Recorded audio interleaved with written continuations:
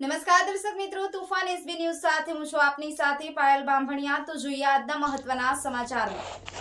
RTA હેઠળના 100 પ્રવેશ રદ કરાતા હવે બાળકો વાલીઓની હાલત કફોડી।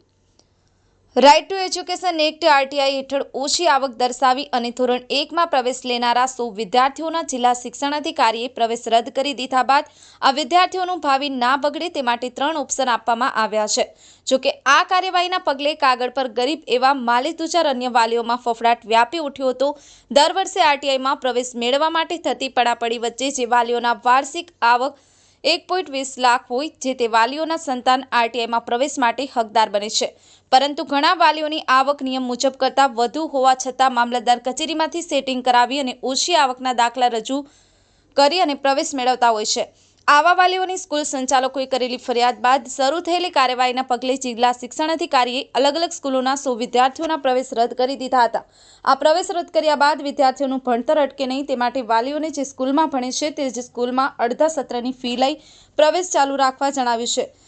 ક્યાં તો લિવિંગ સર્ટિફિકેટ લઈને અન્ય સ્કૂલમાં પ્રવેશ મેળવી લો અને ક્યાં નહીં મળે તો સરકારી સ્કૂલોમાં પ્રવેશ હું અપાવીશ। આમ કાગળ પર માલેતુજાર બનેલા વાલીઓની સાથે સાથે સંતાનોની પણ હાલત કફોડી થઈ ગઈ છે।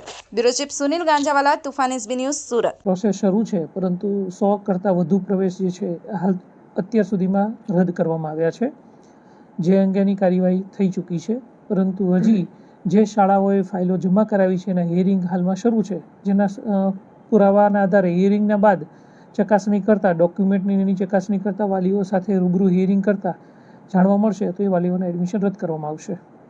રદ કરવાનું કારણ શું સામે આવ્યું છે? રદ કરવાના કારણોની અંદર વાલીઓની આવક જે આવકનું પ્રમાણપત્ર આપ્યું એના કરતાં વધુ જાણવા મળી છે।